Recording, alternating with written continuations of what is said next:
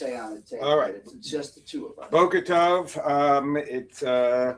Today is we are in Kiddushin Daf Chav Chet, and we pick up at the bottom of Chav Zayin Amud Bet, and we are dealing with the issue about Gilgul Shvua. We're wrapping up the end of a Mishnah that spoke about this kinyan of how you do kinyan karka, and through karka. Good morning.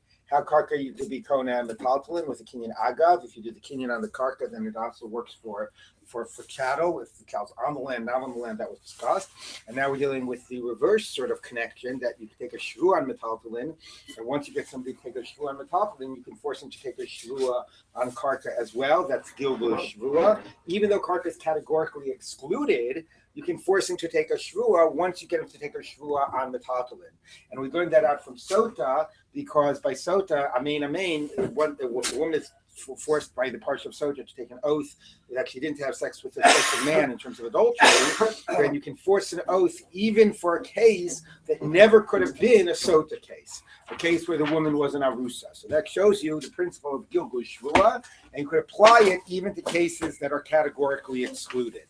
Okay, and then the Gemara said, because of a Kavachomer, we can apply it even to, we can apply this principle of Gilgul Shvua from a case of Isser, in case of a Shvua about adultery, to a case of Mama, to a case of a Shvua relating to monetary matters. So now we pick up with that on the top of Kav Chet Amud Aleph, and 3 lines from the top, beginning of the line, Ashkechan Bevadai.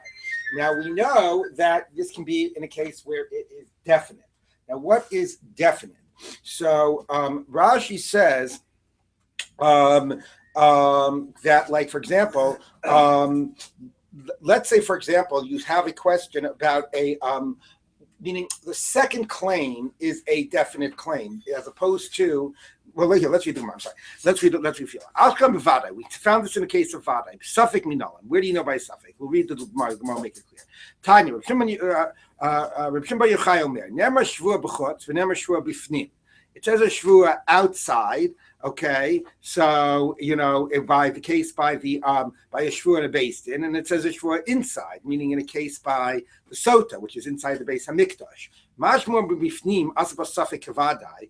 By a shvua on the inside, a suffix is like a vadai, meaning the claim that the husband is making is he doesn't know for sure, right? He's just suspecting, and nevertheless he can force a shvua. So even on the outside, a shvua about mammon in a beis din, you can do it even in a case of a doubt, which means, right, that there are a shvua. Let's say I say that I suspect you of something, right? The normal case of a shvua that you make is a case where there's a tainus bari. I say, that you borrowed $100, you say you didn't, and then there's an eirecha that says you did. Okay, so I have a tainus bari, or I say you borrowed 100, and you say I paid you back 50. I only borrowed 50, so I have a tainus bari. That's something. It's a something to the beis din. It's a bari to me. My claim is definite, right? Oh, I see what you're saying. Okay, I'm making a claim that I definitely know and that you're lying. The case by the sota was that the husband was making a claim that he doesn't know, and he's forcing a shvua. So the question is, how do you know you can do a gilgul shvua from a case where it maybe started with a shvua that you can really obligate, okay, like a shvua's motive or mixus or whatever, tainus bari. But now I'm saying, now that I'm getting you to make a shvua, I have a lot of things I have suspicions about. Okay, and I'm going to make you take a shvua about all these things I've been suspecting you about. That's recently. The vadai. That's a suffix. I suspect you about these things. I don't know for sure. Right, but okay? He's definitely suspicious. So, definitely suspicious. So how do you know you can do that? So you learn that from Gilgul Shvua, from Sota. The same way Sota, you can take a shvua about suffix. By a Gilgul Shvua, you can also take a shvua about suffix. Okay, so let's take a look. Okay. So the Gemara says like this: Adheichan Gilgul Shvua. Now, how far does the Gilgul Shvua go? Meaning, to what extent? Now, from the context, it sounds like it's saying what type of crazy suspicion would you still be able to make the guy take a shvua about? All right, but we'll see how the Gemara interprets it. Amar Rav Yudam Rav the Amar Lehi Shavali Shein Avdiata. Swear to me that you're not my slave. Okay, so the way I would normally read this in sort of juxtaposition to the previous sugya is like, I suspect you of everything under the sun, and who knows? Like maybe even you were my father's slave, and he didn't tell me. He swear to me about even this crazy possibility that you're not my slave. Okay, but the Gemara doesn't understand it that way. Let's take a look at how the Gemara reads it. So, they want to begin lie detector tests with simple questions they know the answers to. There you go. Right, and then we go to others. So the Gemara says, Hahu Shemusei Mishamtinan lay. What? The very fact that you're claiming that he is or he might be your slave, we would put you in cherem, in nidui. Titanu, Tanu Brisa, Kari lechavero eved. If you call your friend a slave, yeh benidui, you're put in nidui.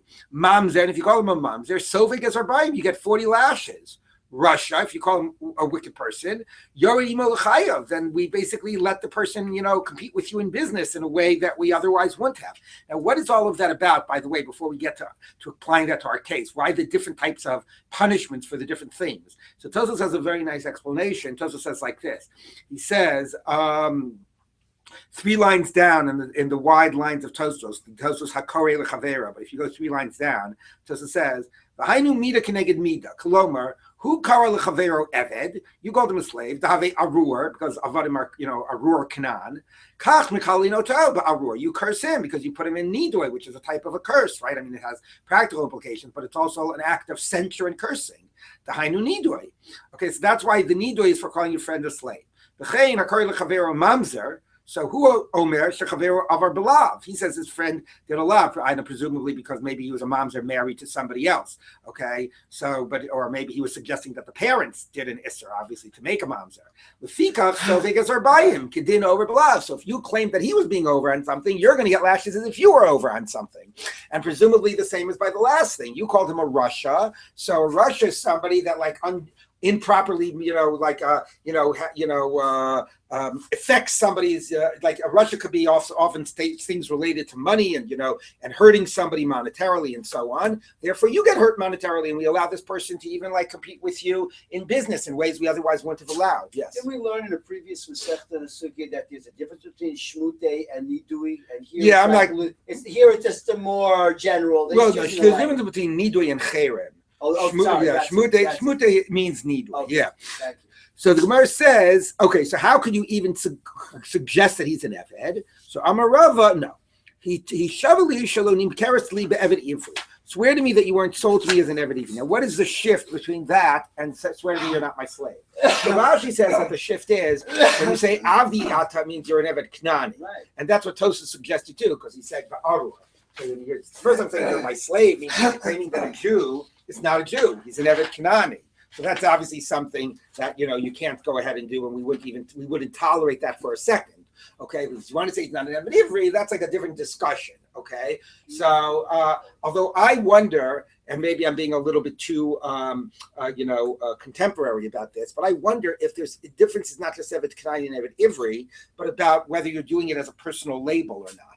One case it said you're a slave.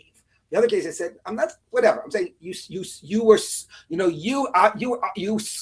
to me as an Eved Ivri. I'm not directly attaching the label to you. I'm not labeling you.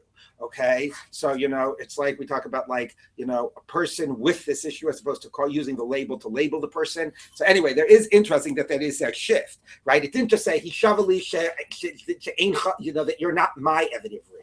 We switched it from a label to that you weren't sold to me in the capacity of an Eved Ivri. So I might be a little over-reading that, but it is worth noting that shift as well. Anyway, so the Gemara says, okay, so then why is that a chiddush? Hatanasamel yasahi. That's a normal taina. Mamona isli gabe. You're saying you owed me money, and you're now my Eved Ivri to pay off that money. So why is that different than any other claim?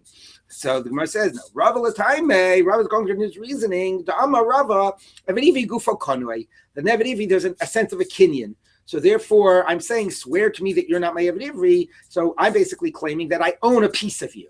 Okay, but why is that a chiddush? The chiddush is because if you own a piece of a person, so we know that avadim are like karka, and you don't take a shvu on karka, and you don't take a shvu on avadim. So if I'm saying I own a piece of you, swear to me that I don't, that's a shvu technically on karka. on an ownership of property or persons, because according to Rabbi, that every DV is Gufo Kanoi, and you don't make a shvua on it. So the Kiddush is, because based on Gilgul shvua, the same way you can make a shvua on Karka, you could make a shvua on issues about a rate relating to slaves, ownerships of people. But what's the Kiddush? It's the same as Karka. It's very funny, right? A person, you can't have something that's a bigger piece of metaltalin than a human being, right? Yeah, but we talked about how that has to do with the fact that Karka to some degree is not fully owned in the same way, under control, in the same way people are not. So the Gemara says, Ihachi hainu Karka. So what's the Kiddush?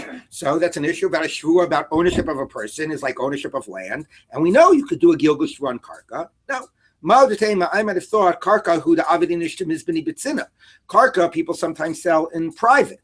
In Isa Dezavin Leitz Lekala, and it's possible that it was sold and that nobody knows about it. So therefore, it's a reasonable claim, and you can make a shvua based on Gilgul shvua that maybe this is my property. You stole. This is my property, and you're lying to me. But in Isa Dezavin Kala Islay. But I would say it's not a reasonable claim that he's your Eved Ivri. Everybody would have known if he was your Eved Ivri. So we don't even tolerate the claim, and therefore we shouldn't accept it. Kamash Milan that we do. So it's interesting that the Gemara's shift in the end, because as soon as it said, swear me you're not my slave, the initial reaction I would have is like even an absurd claim. So that you can make for somebody to make even on an absurd claim. So the Gemara digressed to discuss, or didn't digress anyway, but discuss like, well, it's just a Karka issue. What's the Kiddush? So what? It's it's not different than the way Karka is excluded. But in the end, the conclusion was that was the Kiddush. The Kiddush was that even though it seems far-fetched that this person would be an Eved Ivri, because A, maybe it's not so common we have Eved Ivris, B, if there is an Eved Ivri, we know about it. So even though the claim seems far-fetched, you can still make the person take that shvua based on Gilgul shvua. So Gilgul shvua you can take on something categorically excluded, Karka Navadim, and even on a claim of a suffix, and even a claim that is relatively far-fetched. So people have said English words that sound like Yiddish ones. Far-fetched has got to be the best. It's so far-fetched. Anyway, okay. So the question is how completely out of just speculative could the shvua be? So if you look at Tosfos tries to rein it in a little bit. Tosfos says Nemer shvua bifnim. Tosfos says the following. Tosfos says.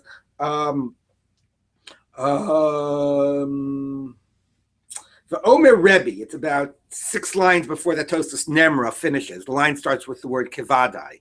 See that? Yes. It says, Omer Rebbe, Shalom Kos Fakos Megalgalin. Not on every type of a speculation. If you owe me a shvua for a particular reason,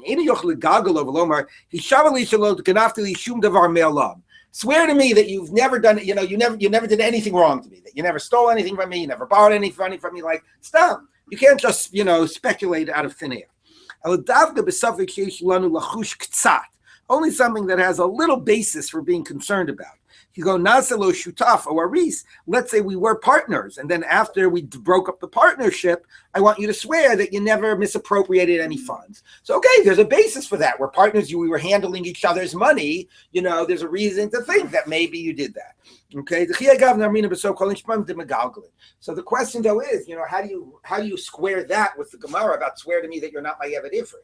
Right? So, that also seems very far-fetched, and there's no basis to assume that this person, would we need the fact that maybe, it's clear that I'm rich and you're poor, and it's reasonable to assume that you might have borrowed money from me, etc.? Or the Gemara doesn't put it in that context. So anyway, Tosfos is pulling back a little bit from the extreme of the Gemara, because really, how would anybody allow themselves to take a shvua? You can make them swear anything under the sun, any suffix on anything, right? It could be a tiny suffix, it could be something very far-fetched, it could be on Karka, it could be on anything. So Tosfos tries to pull back a little from the Gemara and says that there has to be at least a little bit of a basis for suspicion. But the Kamash Malan at the end of the sugya is we do require the shivur by Eved Ivri, so that's why Tosfos pulls back from that. Right. Okay. I mean, yes, that's what the Gemara sounds like, but Tosfos pulls back a little bit, or else it would really be absurd. All right. So now we go on to the next Mishnah. So that was a little digression to Gilgul Shvua, which and now we turn back to the next because of the relationship of Karka to Metaltalin. So the next Mishnah, Kol Nasa Damim Ba'acher. Now this Mishnah is very challenging, not so much conceptually, but because the words, it's like just uses complicated phrasing and complicated words. And the Gemara tries to figure out what the basic points of reference of this Mishnah are. And it seems also that this is probably a more archaic and an older Mishnah, and therefore uses a different type of terminology. So kol anaseh dami ba'acher, so we're still within kinyanim. Anything that would become money relating to something else, I'll just translate it literally. Anything that would be money relating to something else, kevan shezacha zeh, once this one takes possession, nitchayev zeh b'chalifav. The other one is obligated in its exchange. Well, that was clear enough.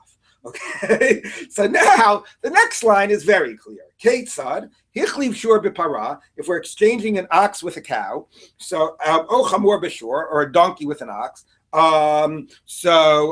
chamor is a mule, right? Chamor is a mule, right? A donkey is what's a donkey? A donkey is something else, right? A chamor is a mule, right? A mule with an ox. Kevan shezacha zeh nitchayev zeh b'chalifav. Once this one takes possession, the other one is obligated in the exchange. So the end seems to be a simple issue of barter.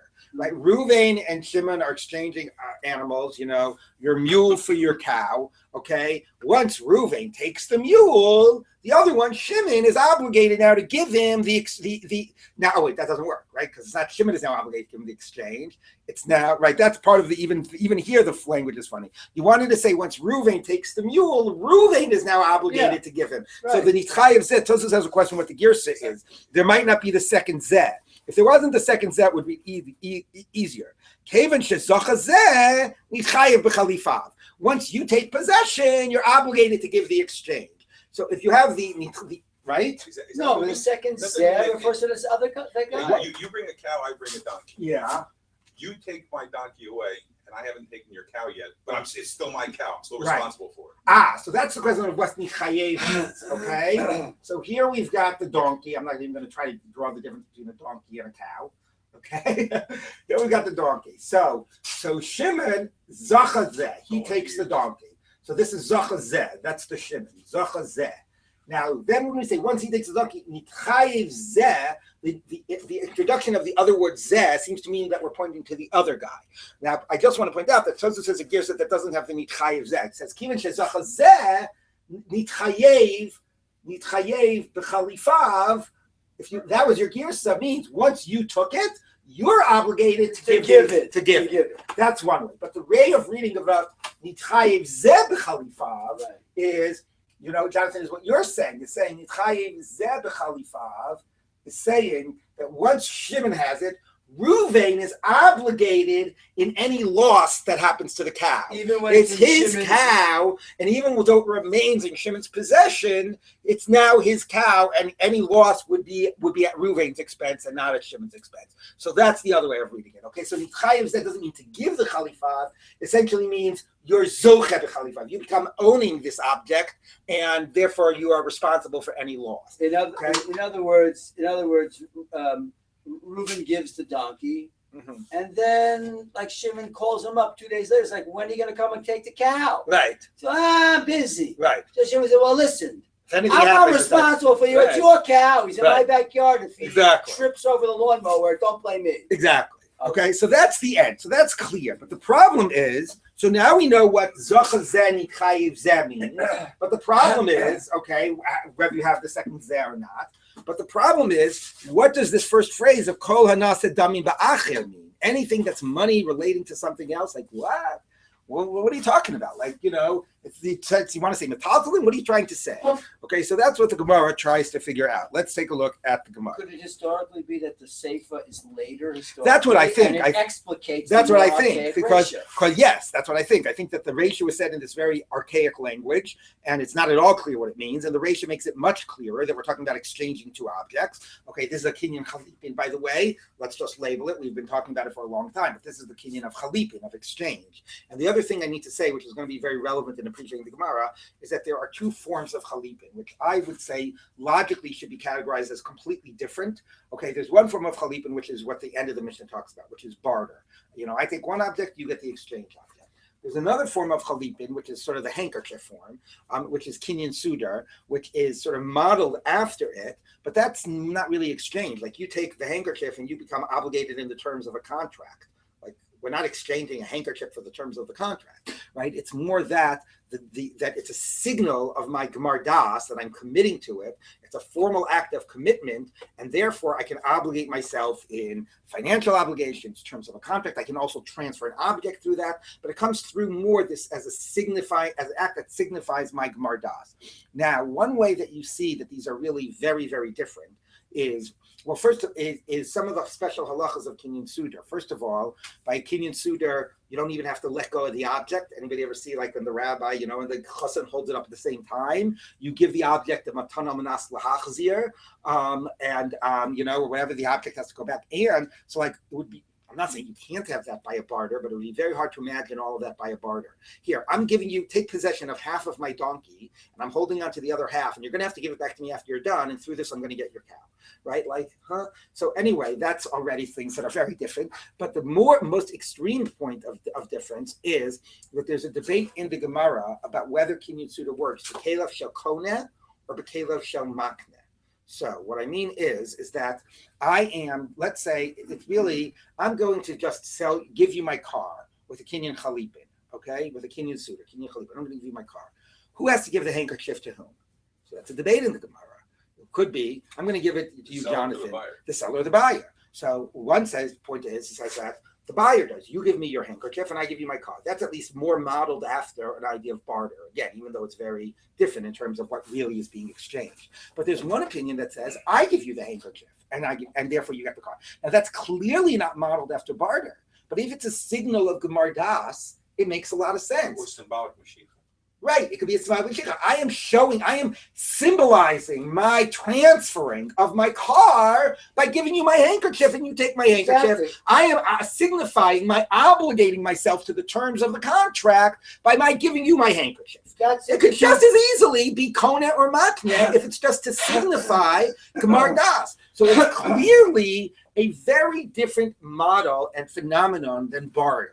Now, the problem is that the Gemara is going to equate the two and sort of assume that it's all the same rules govern both of them, okay, which leads to Tosfos. The Gemara doesn't play this out, but I just want to point out how absurd this becomes.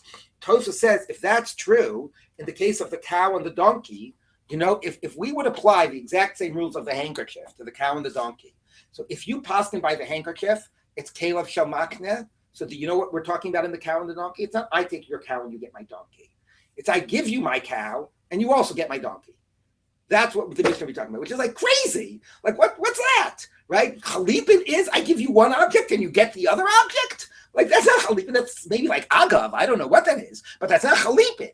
Okay, but Tosfos, and we're not going to go through it, but Tosfos plays out the whole issue of the cow and the donkey and the barter, assuming that you could just as well go by the kelo, it could be the seller just as much as the buyer. But logically, of course, these are very different. There's the model of barter, which is clearly I give you one object and I get your object in exchange. Then there's this object about a signifier of gemar das, kinyan sudar, which then we could talk about. You don't have to let go of it. You can get it back. It could be this person's kalim, that person's kalim. It could go either way, okay? So have those two models in mind. And let's take a look now at the Gemara as we try to figure out what is kol hanaseh damim ba'acher, what that means. Okay, so the Gemara says, Chalipin ma'inihu. So what type of Chalipin are we talking about in the beginning of the Mishnah? Even the Gemara is hard to parse. Okay, so I'm going to read the Gemara. Rashi and Tosfos pretty much read it the same way, but even the words of the Gemara are not so transparent. Okay, when we say that Naseh Dami Ba'acher, we're talking about a Chalipin, what are we referring to? Matbeya, a coin. So what Rashi says this means is, Kol Hanaseh Damim Ba'acher means the following. Okay. If I wanted to pay you $20, whatever, $200 for your donkey, and I gave you $200, would that work? Say it again. I wanted to buy your donkey for $200. I gave you $200 cash. Is that a kinyan? Kinyan kesef. Does it work by metaltalin? No. Good. Somebody's been paying attention. Okay, so cash doesn't work. I would have to do mashicha, right? So this $200 is naseh dami ba'acher. Under most circumstances, what do I use this $200 for as? I use it as money. I use it to pay for what the object costs. But let's say what we're going to say is, I'm not going to treat this as money. I'm going to treat this as an object. I will swap you my pile of coins here for your donkey. I'm not paying for your donkey. We're swapping. Okay, it's just a slightly like a conceptual shift. Imagine we lived in a world in which things weren't monetized and there wasn't a dollar tag on every type of a thing, and money wasn't a way of determining something's value, and we just had objects. If we just had objects, here, I have some objects. I have some, nice little green paper here with different numbers on it. Okay, I have a nice little pile of coins, and we'll swap my little pile of coins for your little thing. So this thing, under normal circumstances, would be considered money and dumim, and it would be the way of paying for the cost, and then it would be a king in kesef, and that wouldn't work. But if you want to call it chalipin, we'll swap this money for your cow, that can work. So it won't work as kesef, but it will look as chalipin. And the chiddush is that that chalipin can work even with a matbeya, even with a coin, if the coin is being treated as an object and not as money. Yes. Okay, first of all, with green pieces of paper, I only want the pictures of Benjamin Franklin. Okay. Second of all, but why is it though? Like I get it, right? Now, money is abstract; it's not an object. So right. You're not really kona anything. So then you give me your $200. I don't give you my cow. Right. So why am I a scoundrel? But why am I a scoundrel? What do you mean? If I paid kidney kesef and you didn't give it to me? Yeah. You're not what do you mean? Because you're Misha Christian. Why are you a scoundrel? No Mashiach was done. You weren't kona my cow, but you gave me the 200. So you'd have to give me it back if you didn't follow through. Why is that? Why? I don't understand what you're asking. Well, I paid you money for your thing. The sale wasn't final. So if the sale never goes through, you have to give me back the money that I paid you for the sale. Probably is not worth it anymore. Okay. So probably the price is the price for the market. Right. Yeah. So you don't see how you can consider matbei an object. Matbei is always paid. Yeah. No, but just a matter of the sale. You could give him 5 $50 bills, and he could theoretically give you back 5 singles. No, it's whatever you agreed to. It's like I'm going to Well, you're not giving him money. You're just giving him a pile of bills. Yeah, but we agreed to a particular type of a pile of bills. We agreed to particular types of coins. Okay, let's assume that we were talking about my coin collection. Okay, right. So we can exchange my coin collection. That's a great example. Actually, we're going to say my coin collection for your cow, right? So this just happens to be a coin collection of all new $50 bills. That's my coin collection. But it's a coin collection. But if you give me something else, that's not the coin collection I agreed on. Okay. So it's like a very fine distinction between kesef and right. We're treating it not as abstract and value and whatever. We're treating it as this really physical object. Right. I mean, I guess. Look, this would be an interesting question. Let's say I would say I'll swap you, and I use language of chalipin. I'll swap you, this coin for your cow. And then when it came time to do it, accidentally I gave you a different coin of the same currency. So could you say, well, that wasn't the agreement? I don't know. Maybe you could. Okay. So it's a little bit of a fiction here, and in the end, we poskin that matbeya is not nasa chalipin. But that's the way the Gemara wants to read it. Okay. Nasa dami b'achim means under normal circumstances this would be money, but if you want to treat it as an object and do chalipin, you can do chalipin with it. Okay. Matbeya. Shmamina matbeya nasa chalipin. So are we supposed to infer that a matbeya can be chalipin? Normally we assume that a matbeya cannot be chalipin. So Amar Rav Yehuda Hachikamar. This is what we're saying. Kol hanishom damim ba'acher kivin shezachazen nitchayev b'chalipav. Anything that is normally assessed for value, okay, can be made an object of chalipin. Meaning what? Meaning the exact opposite. Meaning anything that is not money, that any object that has to be assessed what its value is, meaning that it is not itself money, can be an object of chalipin. But cash, which is not an object of chalipin, because cash isn't an object, cash is the value.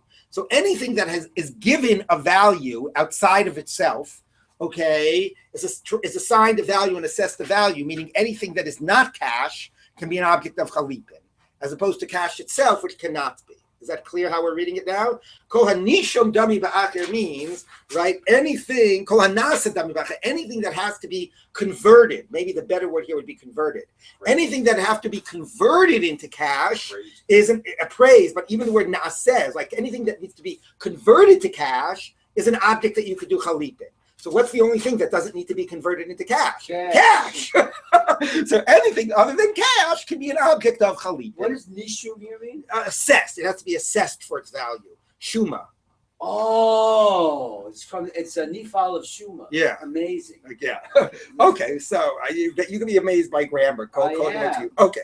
Now, Dikanami, that also is a good read, it can be of the Mishnah. The Ketani, because the remainder of the Mishnah says, Ketzad, hechlif shor b'para o chamor b'shur. So we're talking not about cash, we're talking about normal objects. So shmamina. So you see that the beginning of the Mishnah was not talking about cash, because then Ketzad would not be a good illustration. Ketzad means it's illustrating. So if the ox and the donkey are illustrating, clearly what we're talking about is dafka, not cash. Only things that are not cash can be chalipin. Okay. So now the Gemara says like this. Ulamai desalik adaitin is going to very interesting Gemara. It's going to try to figure out a havamina that we just rejected. Okay, but based on our havamina, meikara dematea nase chalipin, that we read that first phrase of nase damin to mean you can use money as chalipin. So my ketzad, how do you read the ketzad of the Mishnah? What was that havamina? How would the case of the cow and the donkey be illustrating the idea that a coin could be chalipin? So right, got the question? So it says, yeah. So it says, everybody with me here? Yes? Okay, hachikama. So here's what it's saying. Peiros nami avdi chalipin. By the way, not only money, but even peiros. Even peiros is a generic term for like other objects. Okay? Ketzad, hechlif basar shor, b'para, or basar chamor. B'shor, for example, if you swapped, and now we're going to do, it's interesting that it adds the word basar, because it wants to make it something that's much more like consumables, like food, okay? So if you swapped, the meat of an ox for a donkey, or basar chamor, I don't know what you're using basar chamor for your dog food, I guess, okay? B'shor, okay? So therefore, here's the way to read the Mishnah. The other thing you have to know about chalipin is there are basically three categories. There's matbeya, peirot, and kli. The thing that obviously is the chalipin. Now, this is normally in the context that we discuss this, but the Gemara here is conflating the two. But we normally discuss this in the context of Kinyan Sudar. So the basis for the Kinyan Sudar is the pasuk in Ruth, which says, right, Shalaf ish na'alo v'natan l're'ehu, right? Na'alo v'natan l're'ehu, right? And that's and that's how you do the Zot l'Sudah Yisrael, right? That's the pasuk that says you give somebody your shoe, whatever, that creates a Bardas, that signifies the context. So that's a kli. Okay, that's na'alo. So we know that a kli works for chalipin. All right? Matbeya, right, that's money. That's the stuff that's hardest to understand as chalipin. That's normally a kinyan kesef. All right? The peirot is a middle category. Peirot is stuff like, food, okay, which is not a kli, which is not an instrument, okay, but it's like consumables. It's all other objects of value that are neither instruments nor are they, vessels, like, functional types of instruments, and nor are they cash. All right. So the Gemara here, there's a whole question how to read the Gemara here, but Rashi and the Tosfos assume, where would you put basar shor? Let's start with that. Where would you put meat? Under which of these three categories? Peirot. Okay.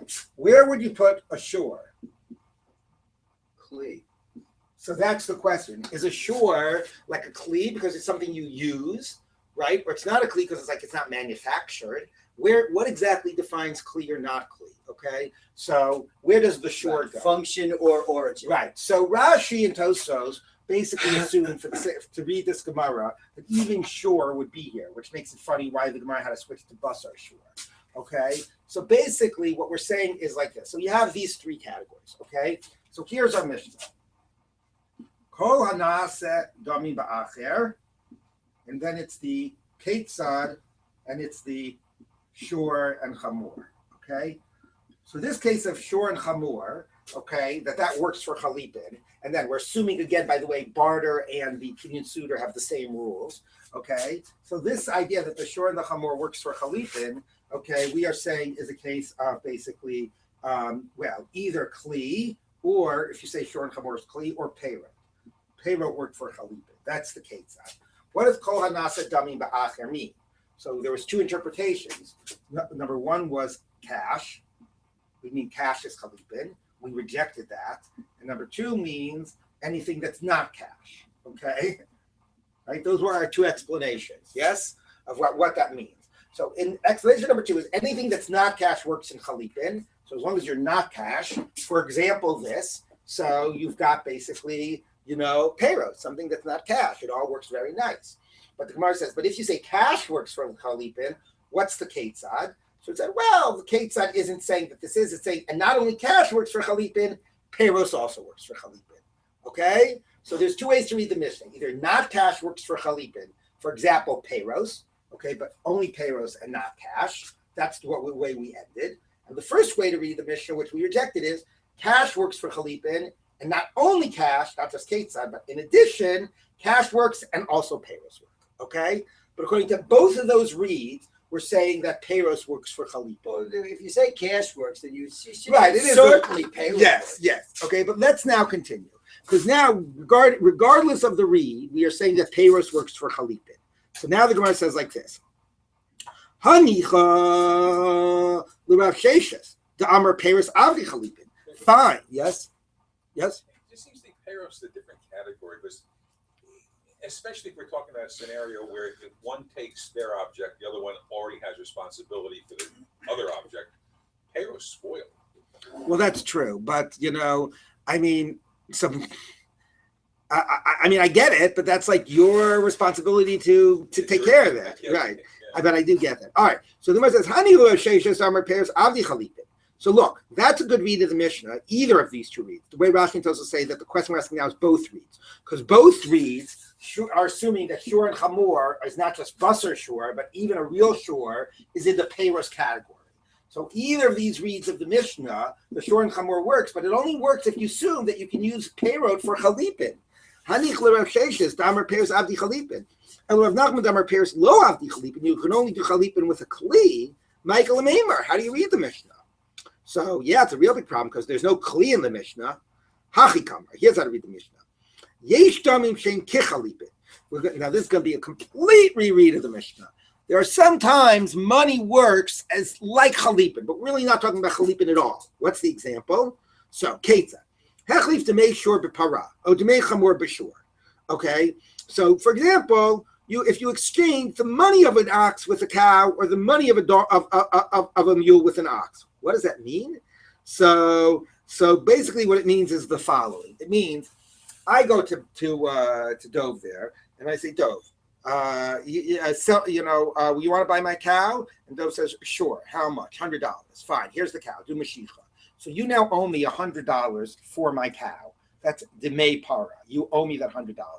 Okay. Then I say to Dove, you know what, Dove? I hear that actually you've got a mule to sell. Is that right? I'll tell you what, Dove. Let me take that mule for the $100 that you already owe me for my cow. And you say, sure. Okay, sure.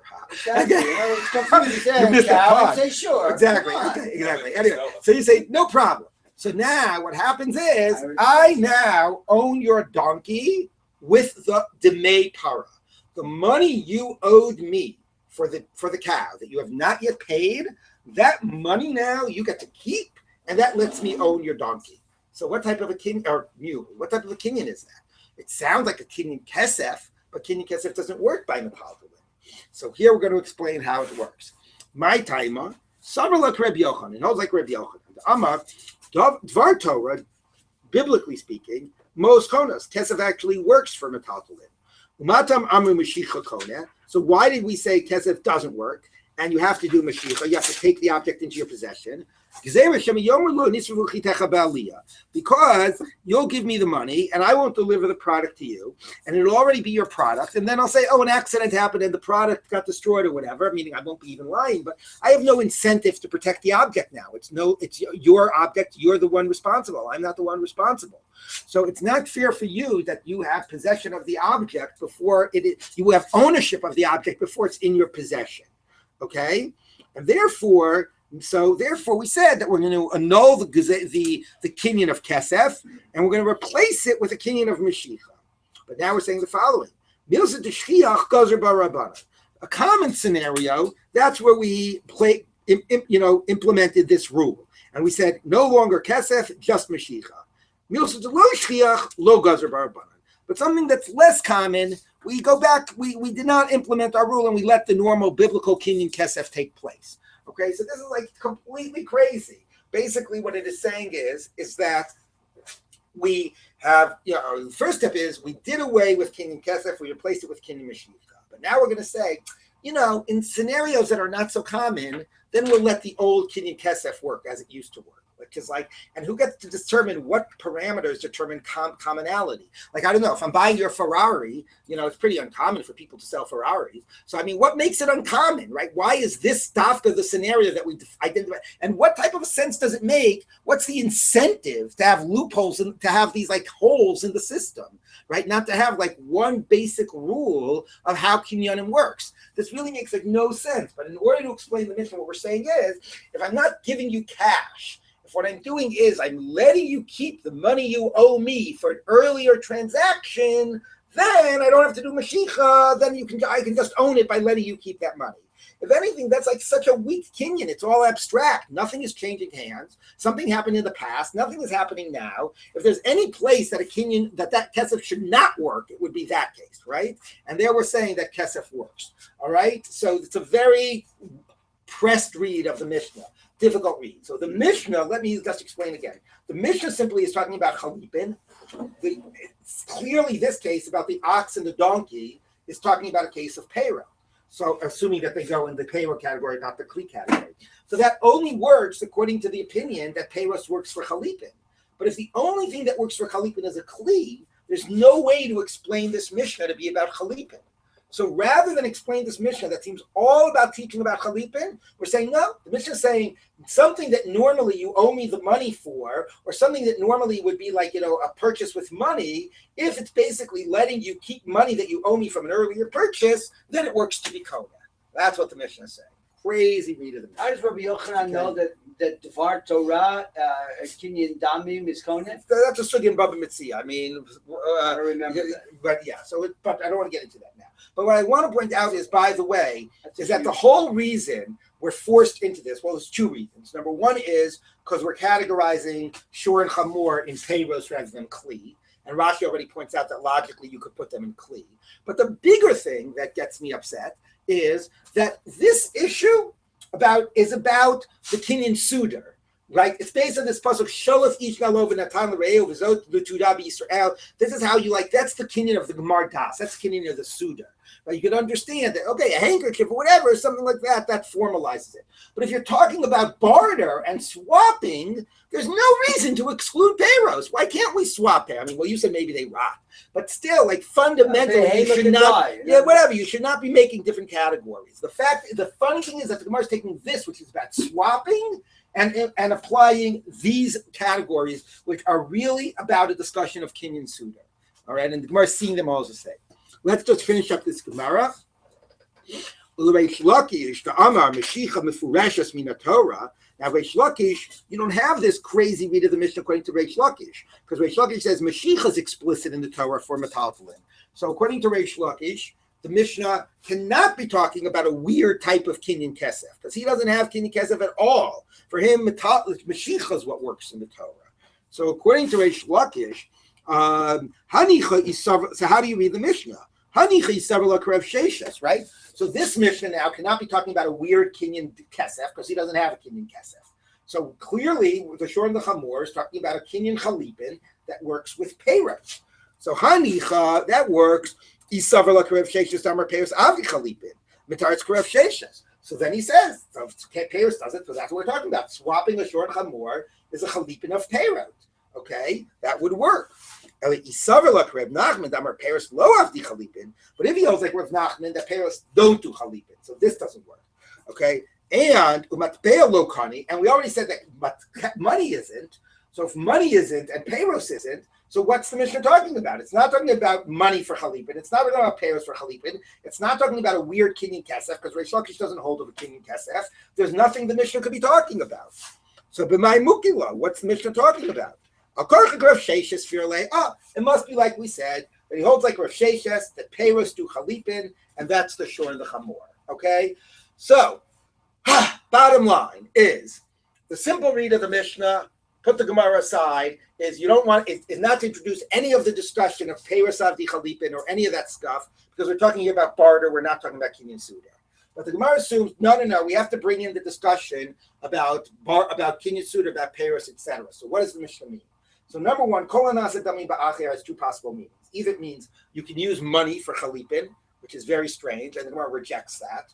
Or it means the exact opposite, something that can be converted into money, meaning you can use not money for chalipin. Something that isn't cat can be used for chalipin, and the example is an ox and a donkey. And what that shows you is that chalipin can be not only with a kli, but even with payros. Okay, and that's the read of the Mishnah. Kli, yes. Payros, yes. Cash, no.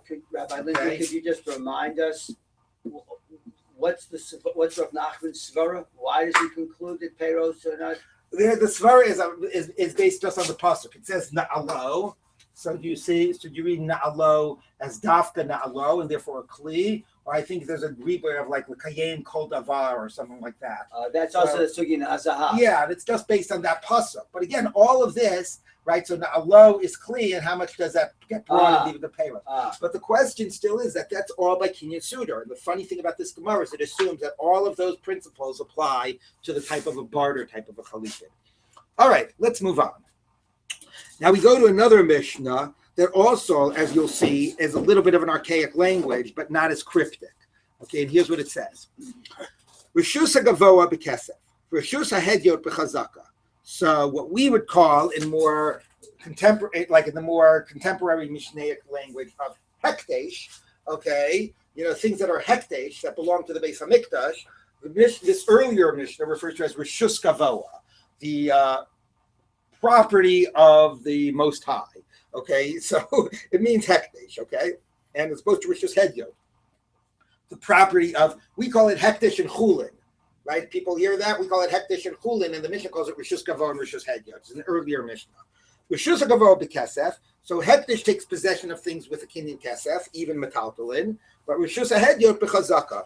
But a normal person, a lay person, takes possession of things with chazaka, which basically means taking physical possession. It could be, if it's karka, it would mean chazaka. If it's metaltalin, it would mean meshicha. Okay, hekdesh does it with money, but a hedyot does it, as we've been seeing, with physical possession. And not only that, but just your verbal saying something belongs to the Beis HaMikdash is like you physically would have handed it over to another person. So what would be an example of that? I say, this ox is a korban. I say, I'm makdish my car. Does hekdesh have to do a kinyan? No. The words themselves have the effect of transferring the ownership to the Beis HaMikdash. Okay, so my Amir, all along we've been talking about physical possession, maaseh, kinyan, etc. By hekdesh, your words does it. Do it. Okay, so let's take a look at the Gemara. Tana Rabbanan. Keitzad rishus hagavoa b'kesef. What does this mean that hekdesh takes possession of something with money? Okay, gizbar, because we just said your words. Okay, but there are also cases where it's not your words. So gizbar, I have the treasure of the Beis HaMikdash, and I'm going to go out and I need to buy some animals. I need to buy, I don't know, some sheep for a korban seeba or something. Okay, afilu behema b'sofa olam. So Dov tells me he's got some sheep grazing in New Zealand. They're very good sheep. I hear it's good grazing area there. So I'm going to give him the money now, and I own those sheep in New Zealand, even if they're b'sof ha'olam. Okay, even though by hedyot, of course, that wouldn't work. There's not a kinyan of kesef by metaltalin and by hedyot. Well, behedyot lo kana achim shoch. Okay, but by hedyot, I would not take possession of those sheep until I did meshicha. But here, the money is enough. Now, what you might be thinking is this a good thing for hekdesh or not a good thing? Because we just said before that if I own them as soon as I pay the money, that means that if something happens to them between getting them from New Zealand to here, it's my loss, not Dove's loss, right? That's the type of kinyan, though, right? Kinyan kesef.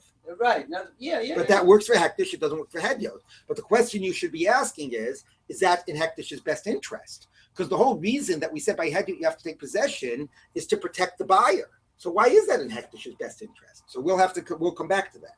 Okay. Now, what does this mean that saying something belongs to God is like giving something over to a person? Whether it's about a korban or whether it's about transferring ownership, this ox is an ola or this house is hekdesh.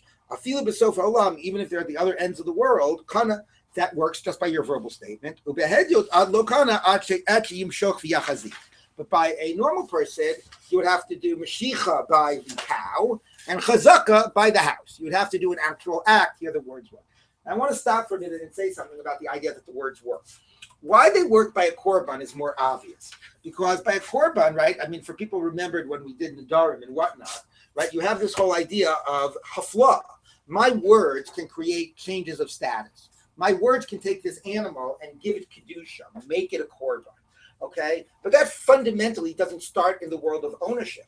There are some korbanot that even I am considered to own, like a kachim kalim, according to Rabbi Yossi, since I'm going to eat the meat of a shlamim, to some degree. Oh, shush. That's my series. Okay, kachim kalim, I'm going to skip, according to Rabbi Yossi, I'm considered actually to be the owner of kachim kalim. The idea of a kedusha of a korban is not fundamentally. If I said to you, what does this mean that this animal is an ola? Would the first thing you say is, oh, it means the Beis Hamikdash owns it? No, it's not a question of ownership. Who's talking about ownership? It has something to do with the intrinsic status of the animal, right? Its state. It's of hekdesh. But so Me'ilah there, is not theft. Me'ilah is so not that's theft. so what I'm saying relates to Me'ilah might be misuse, not theft. That's the whole question of Me'ilah. That's a good question. Okay, so by the hekdesh we deal with two ideas. One is the status of the object. It's hekdesh if the kedusha cannot be violated, cannot be misused, and so on. The other is the ownership question. Okay, now when I makdish my house, the basic purpose of being makdish my house is to do what? It's because I want to make a donation to the Beis Hamikdash. So there it is much more about transfer of ownership than it is about instilling a status. So there's a bigger chiddush. There's not such a chiddush that I can make something a korban with my words. There is a bigger chiddush that I can transfer ownership, but that's in the Torah. Ish ki yaktish et beito kodesh laHashem. Right? If you sanctify it, so just designating it as holy is enough, even though the purpose is fundamentally not about the status, but more about transfer. Nevertheless, that's the power of hekdesh, that your words, which make it hekdesh, are words that also transfer ownership. Okay, so that's Amir Salagavo K'Misira Salahegla. Now, we're going to read a little bit about how this idea of the money, does that help hekdesh or not help hekdesh? So let's take a look. Mashcho b'mana. Now, I agreed to buy your sheep in New Zealand there, or whatever, your sheep for $100. I'm the gizbar. Lo he speak liftoso ad amad b'masai. So, I'm sorry, no. I'm not talking about the purchaser. Somebody bought something from hekdesh, okay, and he paid $100 and he bought it from hekdesh, okay, and he did a mashicha, but he did not pay the money yet. That's the phase of liftoso, because the paying of the money removes the kedusha status from the object. So I'm buying this, car off of hekdesh. Okay, so instead of cars for kids, we have cars for hekdesh. Okay, so I'm buying this car off of hekdesh for $100, and I haven't yet paid the money. And then the market changed, and now it's worth $200. So now that we know that hekdesh goes by kesef, what would you say? Who owns this car at this moment? I did Mashiach, but I haven't paid for it. Who owns it? I did Mashiach from Hekdesh. I took this car from Hekdesh. Who owns it now? I did Mashiach without paying. Come on. What?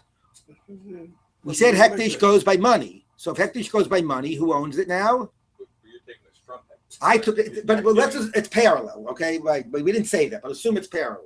So I took this from Hekdesh. I haven't paid the money, so it still belongs to Hekdesh. I haven't paid the money. Yeah. So now it goes up to 200. But what's the effect of the Mashiach? Nothing. It meant nothing.